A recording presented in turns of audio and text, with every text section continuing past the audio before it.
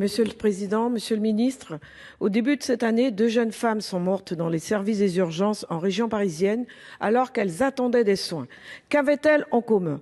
Une maladie génétique. Nous parlons de la drépanocytose, la maladie génétique la plus répandue en France. Près de 400 000 personnes seraient porteuses du trait drépanocytaire et environ 30 000 vivent avec une forme majeure de la drépanocytose, les exposant à des crises douloureuses similaires à celles connues par ces jeunes filles. Cette maladie génétique qui touche principalement les populations d'origine subsaharienne, méditerranéenne, antillaise et maghrébine reste peu connue des professionnels de santé. Il y a 2 ans, les acteurs de la lutte contre la drépanocytose remettaient au gouvernement un livre blanc proposant des mesures concrètes pour améliorer la prise en charge de la maladie.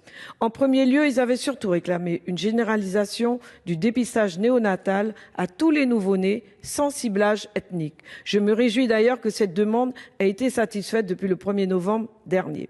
D'autres priorités tout aussi essentielles restent aujourd'hui encore non traitées. Je pense au renforcement de la formation dispensée aux professionnels de santé, car les symptômes et la prise en charge que nécessite la drépanocytose ne sont pas bien connus de l'ensemble du corps médical et paramédical. Je pense aussi à l'amélioration de la lutte contre les discriminations et les inégalités d'accès aux soins, notamment dans les territoires ultramarins. Malgré une forte prévalence en Guyane, les patients rencontrent des difficultés pour accéder aux soins. Enfin, je voudrais parler de l'amélioration du parcours de soins des patients en facilitant l'accès aux traitements innovants et aux thérapies émergentes.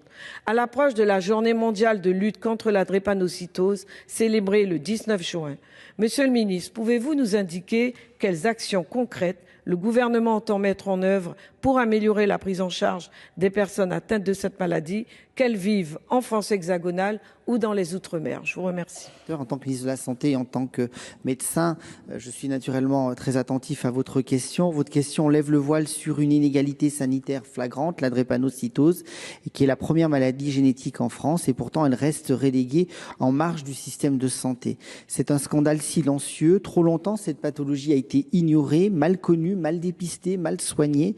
Cette réalité, il est temps de la regarder en face. Depuis le 1er novembre 2024, une avancée majeure a été franchie. Vous le savez, le dépistage néonatal de la drépanocytose est désormais généralisé à tous les nouveau-nés en France, mettant fin à l'approche ciblée auparavant en vigueur en métropole.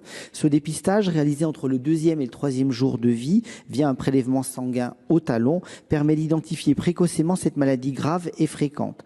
La HAS, la Haute Autorité de Santé, a recommandé cette mesure en 2022 face à l'augmentation continue de l'incidence. 684 cas ont été dépistés en 2022 contre 431 en 2016 et des cas avec des lourdes conséquences dès la petite enfance comme les accidents vasculaires cérébraux. Cette généralisation s'inscrit dans l'extension progressive du plan national de dépistage néonatal qui concerne désormais 13 maladies contre 5 en 2018. Il permet une prise en charge plus rapide, plus équitable sur tout le territoire. La recherche a par ailleurs permis la commercialisation de plusieurs médicaments favorisant la fixation de l'oxygène sur l'hémoglobine ou réduisant les risques cardiovasculaires et vaso-occlusifs. Le 3e plan national maladies rares a soutenu 16 projets sur la drépanocytose pour près de 3,7 millions d'euros. Des approches innovantes comme la thérapie génique ou l'érythraphérèse répétée sont en cours d'évaluation, certaines déjà accessibles via des autorisations compassionnelles. Le plan national maladie rare numéro 4 entend prolonger cette dynamique, renforcer le diagnostic, améliorer l'accès à l'innovation, mieux former les professionnels de santé, vous l'avez dit, et promouvoir le dépistage néonatal, notamment grâce à l'articulation avec le plan France Médecine Génomique. Madame la sénatrice, il n'y aura pas de République en santé tant qu'une partie de sa population restera invisible dans ses politiques publiques.